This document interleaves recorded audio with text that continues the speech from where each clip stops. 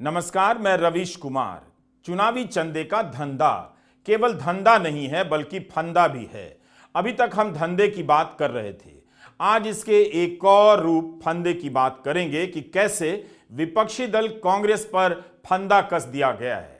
कांग्रेस के खाते जब्त कर दिए गए हैं, 1 महीने से उसके खाते जब्त हैं। वह इस चुनाव में प्रचार से लेकर उम्मीदवारों को जनता के बीच पहुंचाने के लिए खर्च नहीं कर पा रही है।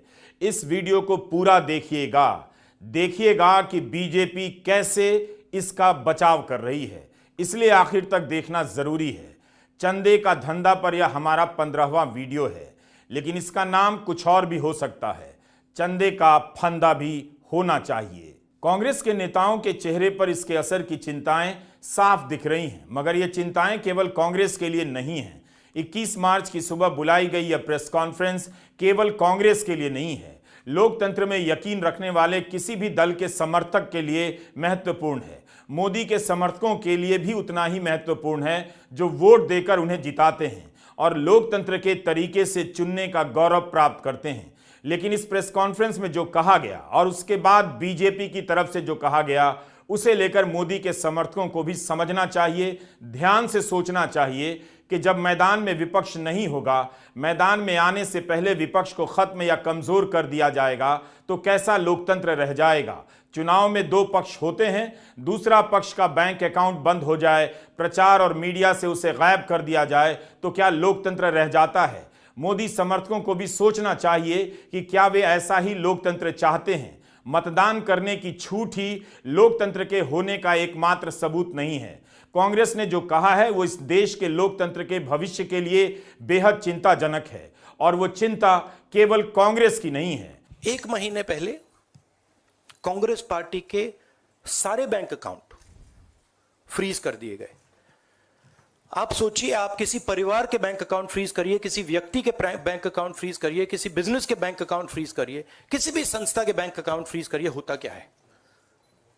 एकदम खत्म हो जाता है। अगर आपने किसी परिवार का बैंक अकाउंट फ्रीज कर दिया, भूखे मर जाते हैं। वो कांग्रेस पार्टी के साथ किया जा रहा है।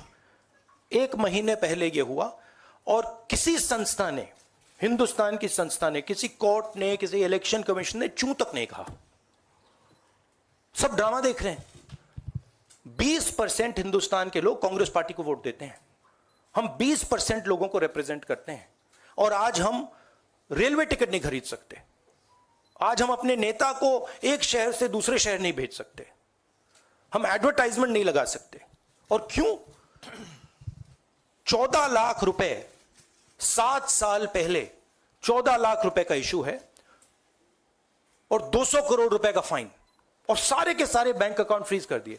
जब इनकम टैक्स, ये दिखाना मुझे जरा, सॉरी, क्या 200 करोड़, जब इनकम टैक्स, साफ इनकम टैक्स की जो एक्ट है, साफ कहता है कि ज्यादा से ज्यादा 10,000 रुपए का फाइन लगेगा। तो यह है हिंदुस्तान का लोकतंत्र।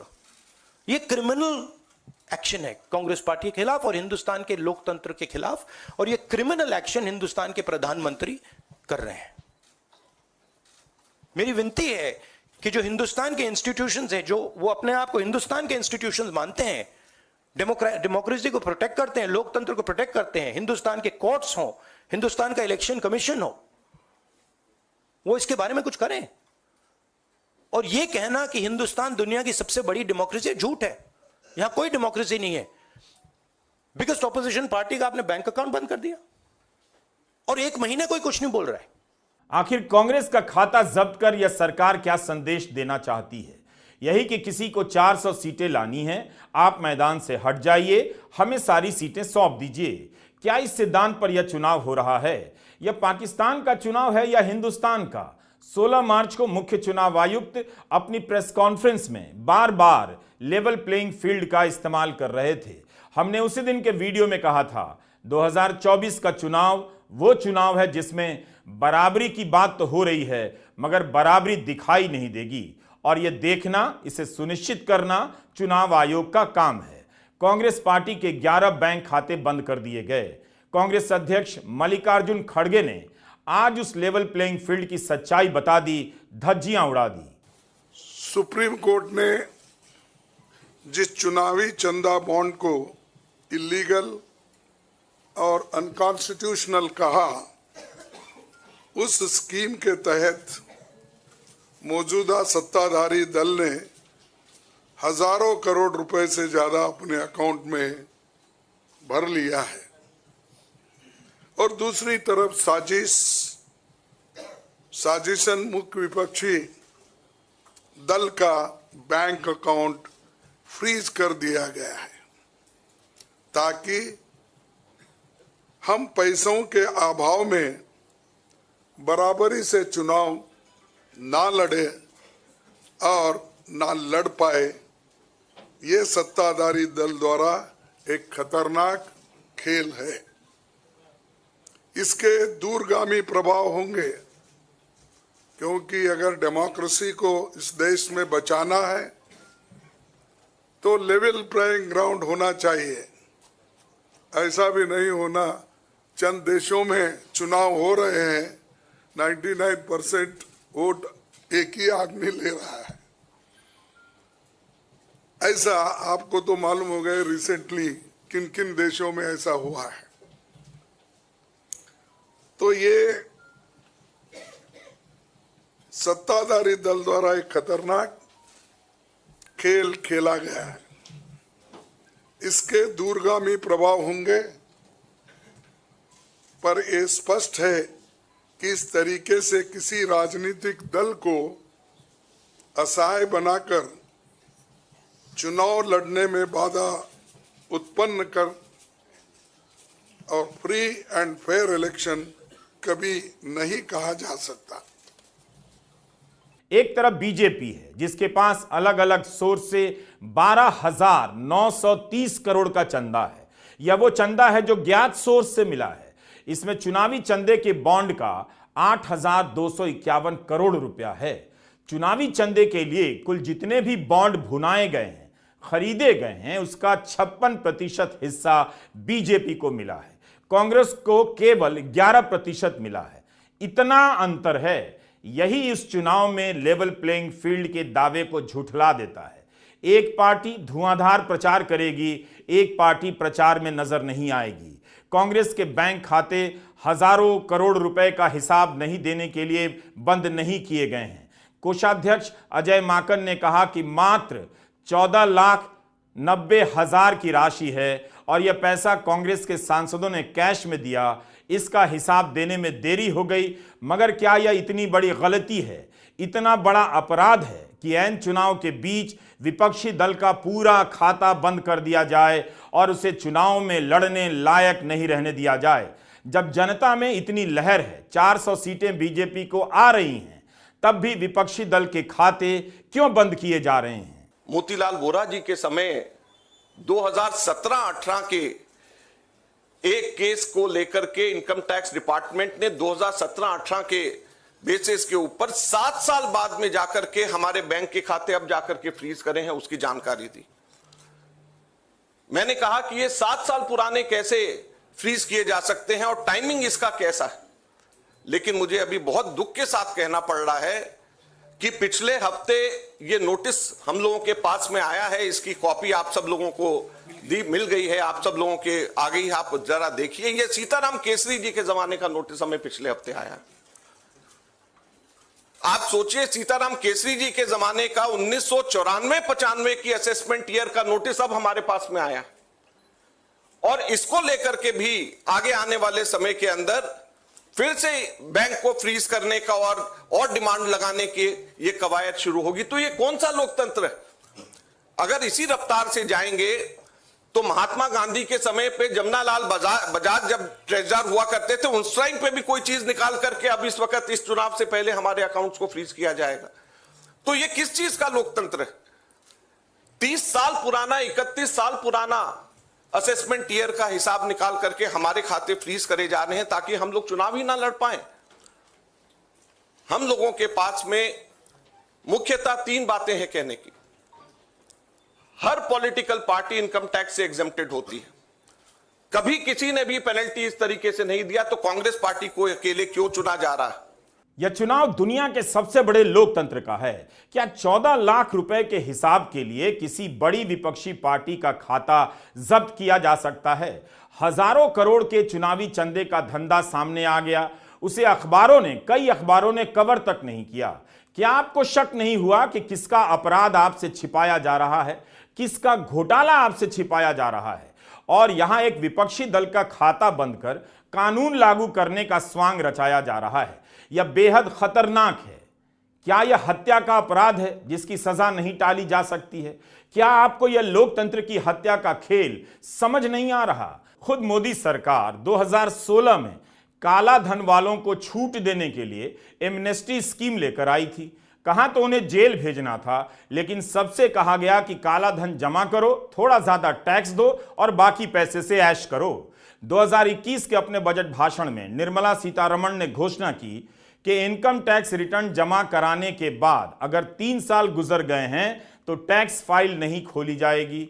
नए नियम से पहले आयकर टैक्स फ्रॉड या चोरी के संदेह पर 6 साल तक पुराने मामले खोलकर फिर से जांच शुरू कर सकता था। 2021 में इस मियाद को घटाकर 3 साल कर दिया गया।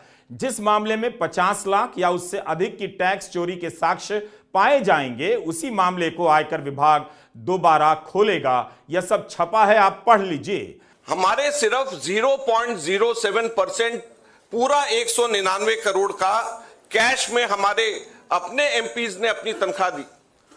उसकी वजह से 0.07% की अनियमितता की वजह से 106% की पेनल्टी हमारे ऊपर लगाई गई, 106% की।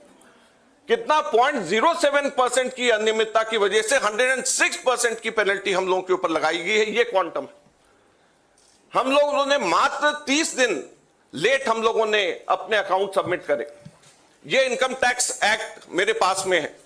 इसका सेक्शन 234F ये कहता है कि सिर्फ 10,000 रुपए की मैक्सिमम पेनल्टी ली जा सकती है अगर कोई व्यक्ति लेट अपना, कोई भी ऑर्गेनाइजेशन या व्यक्ति कोई भी लेट अपना इनकम टैक्स सबमिट करे, केवल 10,000 रुपए। और हमारे ऊपर 210 करोड़ रुपए का 210.25 करोड़ का 210.25 करोड़ का लियन मार्क कर दिया गया। 10,000 की सिर्फ पेनल्टी, सिर्फ 0.07% का हमारा टोटल अकाउंट में से कैश के अंदर लिया गया। ये कहां का न्याय? 115 करोड़ रुपए फोर्सफुली हमारे बैंक अकाउंट से इनकम टैक्स ऑफिसर्स ने बैंक मैनेजर्स के पास में जाकर के सरकार को ट्रांसफर करा दिया गया। वो अब हमारे पास में नहीं है। 115 करोड़ रुपया बैंक मैनेजर्स को जाकर के एक तरीके से डरा करके, धमका करके इनकम टैक्स ऑफिसर्स ने हमारे अकाउंट से इनकम टैक्स डिपार्टमेंट और सरकार को वापस ट्रांसफर करा दिया। मैंने बताया जैसे पिछले 5 हफ्ते से 1 महीने से भी ज्यादा हम अपने पैसे जो हमारे वर्कर्स ने इकट्ठे करे हैं वो हम इसका उसका इस्तेमाल नहीं कर पा रहे हैं। ये कहां की डेमोक्रेसी है? ये कहां का लोकतंत्र रह गया? तो इसलिए हम आपसे कहना चाहते हैं, ये केवल हम लोग तो अपनी लड़ाई लड़ेंगे, लेकिन ये आप लोगों की भी लड़ाई, मीडिया की भी लड़ाई है, देश की जनता की लड़ाई है। अगर आप इसके अंदर हमारे को समर्थन नहीं करेंगे तो लोकतंत्र जिंदा नहीं रहेगा। ना आप रहेंगे ना हम रहेंगे। आयकर उल्लंघनों में रियायतें मिलती रहती हैं, जुर्माने भी लगते हैं, लेकिन क्या यह सही है कि बीच चुनाव में एक विपक्षी दल का सारा पैसा जब्त कर लिया जाए, 7 साल और 30 साल पुराने मामले में नोटिस भेजा जाए और जवाब मांगा जाए? नियमों का हवाला देने वाली बीजेपी यह बताना चाहती है कि इसमें कुछ भी गलत नहीं हुआ, जो हुआ सही हुआ। कांग्रेस की प्रेस कॉन्फ्रेंस के बाद बीजेपी के राष्ट्रीय अध्यक्ष जेपी नड्डा का ट्वीट आ गया। उन्होंने लिखा कि जनता कांग्रेस को रिजेक्ट करने जा रही है, उसे ऐतिहासिक हार का डर है। उनकी चोटी के नेता प्रेस कॉन्फ्रेंस में आए और भारत के लोकतंत्र और संस्थाओं के खिलाफ रुदन क्रंदन करने लगे। वे अपनी वित्तीय गड़बड़ियों का आरोप किसी और पर लगा रहे हैं। सच्चाई यह है कि वे बौद्धिक और नैतिक रूप से दिवालिया हो चुके हैं। अपनी गलतियों को ठीक करने के बजाय कांग्रेस भारत की संस्थाओं पर आरोप लगा रही है। दिल्ली हाई कोर्ट और आयकर ट्रिब्यूनल ने नियमों का पालन करने का आदेश दिया है। कहा है कि बकाया टैक्स चुकाइए। पार्टी ने नहीं चुकाया। जिस पार्टी ने हर सेक्टर में लूट की है, हर राज्य में लूट की है, इतिहास के हर मोड़ पर लूट की है, वह अपने आप को वित्तीय रूप से असहाय बता रही है। यह हास्यास्पद है। आप इस बयान को ठीक से समझिए। ठीक है कि कांग्रेस हार जाएगी, जनता उसे ठुकरा देगी। भ्रष्टाचार के आरोप बीजेपी पर भी लगे। कर्नाटका में बीजेपी भ्रष्टाचार के आरोप के कारण हार गई और कांग्रेस पर भी भ्रष्टाचार के आरोप लगते रहे हैं। लेकिन इसका मतलब यह नहीं कि चुनाव के बीच एक पार्टी का फंड सीज कर दिया जाए। चुनावी चंदे के बॉन्ड में भांति भांति के लूट की खबरें छप रही हैं, गंभीर से गंभीर संदेह जताए जा रहे हैं। तो क्या इस आधार पर बीजेपी का खाता बंद कर दिया जाए, ईडी की रेड हो जाए? क्या यह नहीं दिखता है कि विपक्ष को खत्म करने के लिए पुरानी फाइलें खोली जा रही हैं, गलतियां निकाली जा रही हैं खोज खोज कर, और उसे लेकर केस बनाया जा रहा है? 1994-95 और 2017-18 के मामले में इस वक्त बैंक खाता फ्रीज करने को एक लोकतांत्रिक पार्टी सही ठहरा रही है और उसके समर्थक भी चुप नजर आते हैं। कांग्रेस पार्टी का अकाउंट अगर फ्रीज किया गया है तो देश का अकाउंट फ्रीज किया गया है। ये तो कमाल है भाई।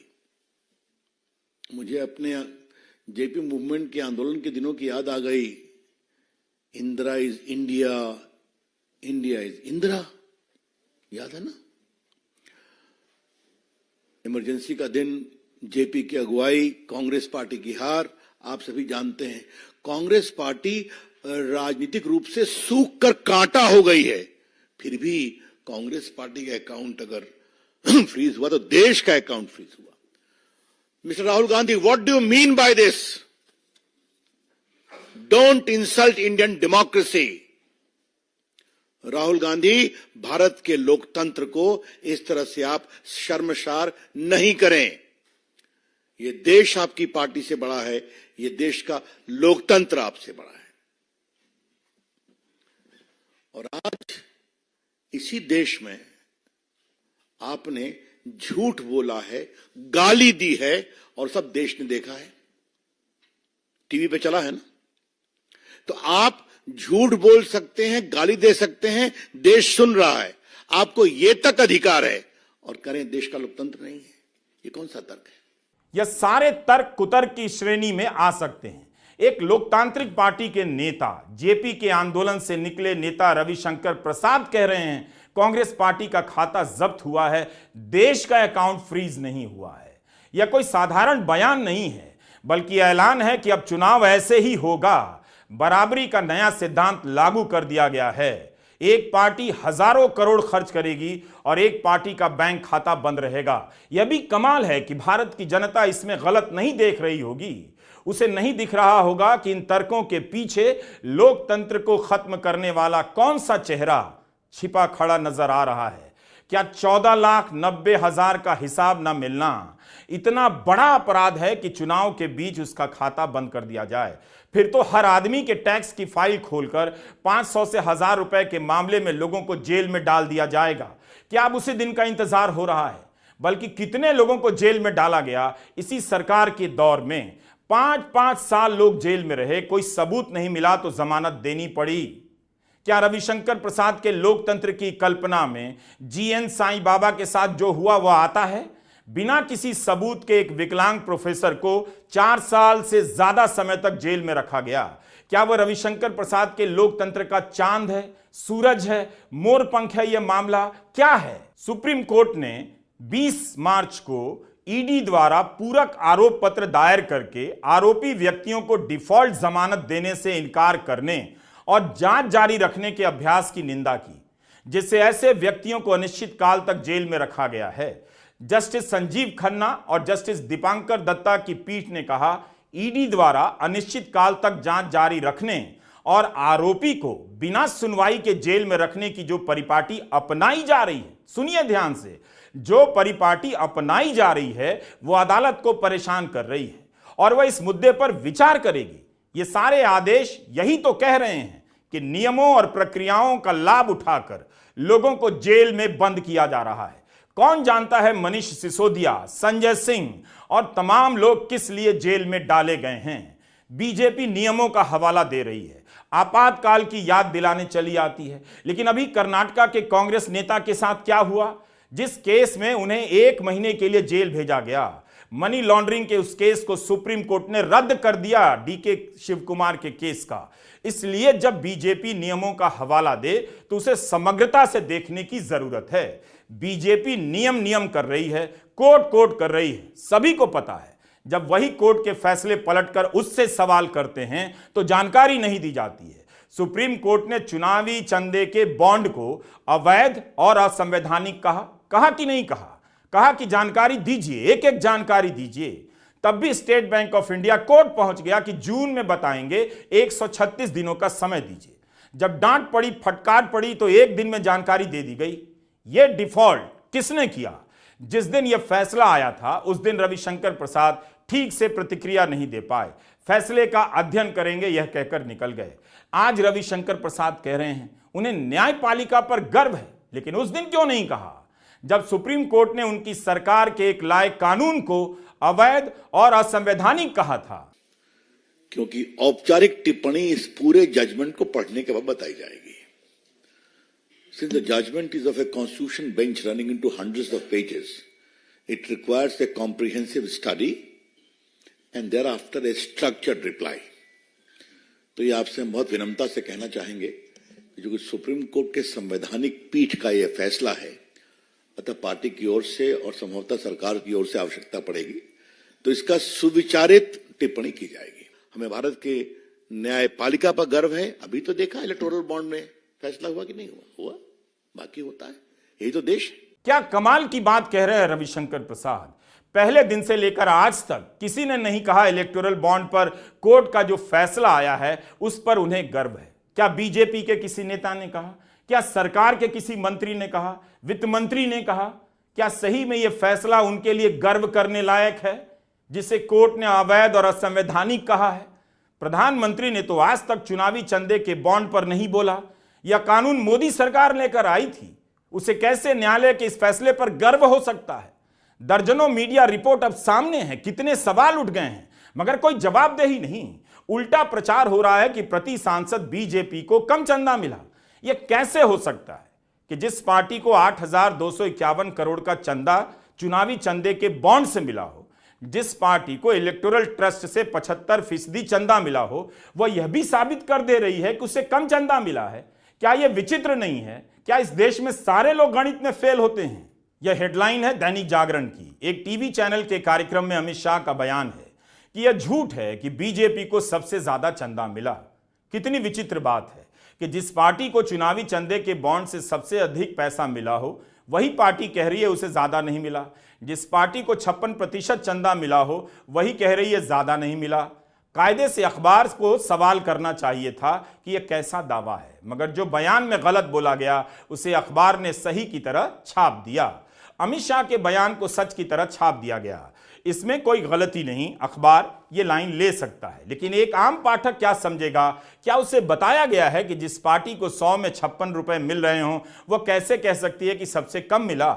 यही हो रहा है कई अखबारों में। चुनावी चंदे के बॉन्ड की खबरें या तो गायब हैं या आधी अधूरी छप रही हैं। जल्दी ही ये सभी अखबार बीजेपी के विज्ञापनों से भरे नजर आएंगे। आचार संहिता से पहले तक यही अखबार मोदी सरकार की योजनाओं के विज्ञापन से भरे हुए थे। विपक्ष को पहले ही कई महीनों से गायब किया जा चुका है। देश की जनता, एक आम नागरिक एक देख सकता है कि बीजेपी ने चुनावी चंदा बॉन्ड से 56% पैसे हासिल किए हैं, वहीं कांग्रेस को 11% ही मिले हैं। और ये वो पैसे जो बॉन्ड से बीजेपी ने लिए हैं, इसके अलावा जो कैश में इनके पास आता होगा तो कोई अकाउंट ही नहीं है। आप इनके खर्चे देखिए, हर तरफ इनका एडवर्टाइजमेंट लगा है और एडवर्टाइजमेंट में भी मोनोपोली बना ली है।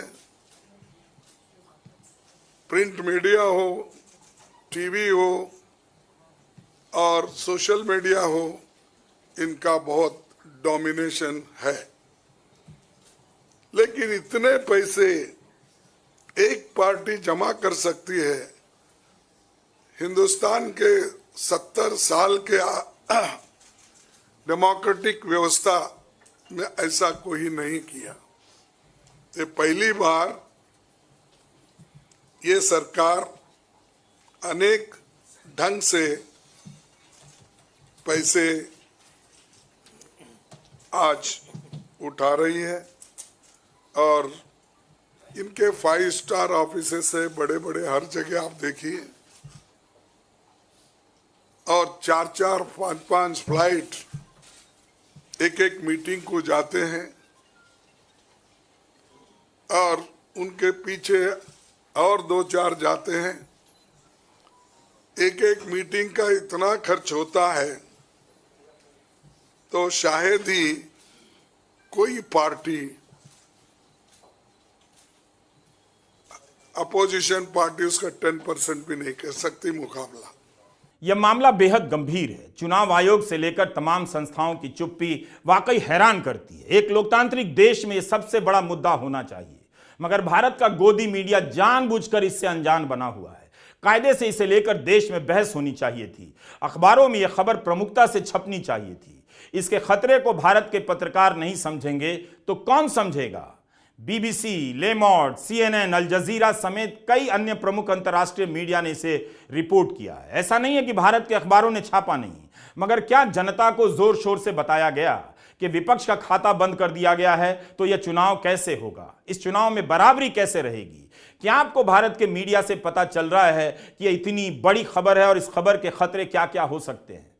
This issue affects not just the Indian National Congress. It impacts our democracy itself most fundamentally. A systematic effort is underway by the Prime Minister to cripple the Indian National Congress financially. Funds collected from the public are being frozen and money from our accounts is being taken away forcibly. However, even under these most challenging circumstances, we are doing our very best to maintain the effectiveness of our election campaign. This, we all believe, is unprecedented and undemocratic. विपक्षी दल का bank खाता जब्त हुआ है। सबको jail में भेजकर बैंक खाते जब्त कर चुनाव एक खराब नाटक से ज्यादा कुछ भी नहीं लग रहा। वो भी भारत का चुनाव खुले मैदान में होना चाहिए, बराबरी से। यह भारत है, उसका लोकतंत्र है, तुर्की नहीं है और ना पाकिस्तान है। क्या भारत अब तुर्की से सीखने लगा है? 2023 जनवरी में तुर्की के उच्च न्यायालय ने देश की प्रमुख विपक्षी पार्टी की फंडिंग को निलंबित कर दिया, उसके खाते फ्रीज कर दिए गए। HDP यानी पीपल्स डेमोक्रेटिक पार्टी वहां की संसद में दूसरी सबसे बड़ी पार्टी है। 6 महीने बाद आम चुनाव होने वाले थे और विपक्षी दल का बैंक खाता बंद कर दिया गया। आरोप लगा दिया गया कि मुख्य विपक्षी दल तुर्की सरकार के खिलाफ हथियारबंद विद्रोह करने वाली कुर्दिस्तान वर्कर्स पार्टी की राजनीतिक इकाई बन गई है। बस पार्टी को आतंकवादी घोषित कर अकाउंट बंद कर दिया गया। लेकिन चुनाव से 3 महीने पहले कोर्ट ने अपना फैसला पलटा और पार्टी के अकाउंट से पाबंदी हट गई। 1 महीने से कांग्रेस का खाता जब्त है। कितना समय कांग्रेस का चला गया, वो प्रचार में पिछड़ गई। 2019 में रूस में भी विपक्षी नेता अलेक्सी नवाल्नी के कई बैंक खाते फ्रीज कर दिए गए। उस दौरान नवाल्नी जेल में थे और मनी लॉन्ड्रिंग के मामले में कार्रवाई करते हुए उनके खाते बंद किए गए। 2024 के चुनाव से कुछ दिन पहले ही नवाल्नी की जेल में रहस्यमयी परिस्थितियों में मौत हो गई। दिसंबर 2019 में पाकिस्तान की भ्रष्टाचार विरोधी एजेंसी ने विपक्षी नेता शाहबाज शरीफ की अचल संपत्तियों को जब्त कर लिया। उस समय इमरान खान सत्ता में थे, आज जेल में हैं। आज शाहबाज शरीफ पाकिस्तान के प्रधानमंत्री हैं और उनकी सरकार पर भी लोकतंत्र विरोधी होने के आरोप लग रहे हैं। क्या यह ऐसा अपराध है जिसका हिसाब चुनाव के बाद नहीं हो सकता था? सवाल है, कांग्रेस का खाता बनकर क्या इस चुनाव में लेवल प्लेइंग फील्ड बनता है? अपने जितने भी हमारे चुनाव कराने कर्मी जाएंगे उनसे मैं फिर से एक बार अपील करना चाहता हूं, आज सुन रहे होंगे कहीं ना कहीं, कि लेवल प्लेइंग फील्ड प्रोवाइड करना उनका परम धर्म है। इसमें से कतई भी कोताही ना बरतें। उनको बताया गया है, इंस्ट्रक्शंस दी गई हैं, अगर बरतेंगे तो will be ruthless in dealing, because majority ऐसा नहीं करती। अगर 1-2 करेगा तो उसकी वजह से हम अपने इलेक्शंस को बदनाम नहीं होने देंगे। Will be ruthless. क्या यह ऐसा अपराध है जिसका हिसाब चुनाव के बाद नहीं हो सकता था? सवाल है कांग्रेस का खाता बनकर क्या इस चुनाव में लेवल प्लेइंग फील्ड बनता है? पूछा जाना ही चाहिए कि वो लेवल प्लेइंग फील्ड कहां है। विपक्ष की पार्टी के बैंक खाते जब्त करने से क्या लेवल प्लेइंग फील्ड बनती है? कहां तो बीजेपी को कहना चाहिए कि मुकाबला बराबरी का होना चाहिए, लेकिन 14 लाख रुपए के हिसाब के लिए विपक्षी दल का खाता जब्त कर नियमों का हवाला दिया जा रहा है। नियमों से ही लोकतंत्र का गला घोंटा जा रहा है। इस धंधे को ठीक से समझिए। जितना दिख रहा है उसके पार जाकर देखिए। चुनाव मैदान में नहीं, जनता के बीच में नहीं, पर्दे के पीछे निपटाया जा रहा है। एजेंसियों के छापों के बाद और छापों के डर से कंपनियां सैकड़ों करोड़ रुपया चंदे में दे रही हैं और उन्हीं एजेंसियों के आदेश से, उनके इस्तेमाल से सबसे बड़ी विपक्षी पार्टी के सभी 11 बैंक खाते सीज कर दिए गए। आप किसी पार्टी के समर्थक हों, वोट किसी को देते हो, क्या आप ऐसा चुनाव देखना चाहते हैं कि विपक्ष के नेता जेल में हैं, जो नहीं है उन पर जेल जाने की तलवार लटक रही है और विपक्षी दल कांग्रेस के बैंक खाते जब्त हैं? क्या इस देश की जनता भी लोकतंत्र को खत्म कर देने के अभियान में शामिल है? क्या उसने भी तय कर लिया है कि भारत के लोकतंत्र का जीवन अब बिना विपक्ष के होगा? और क्या उसे समझ नहीं आ रहा कि यह उसी के लिए कितना खतरनाक होगा? नमस्कार, मैं रवीश कुमार।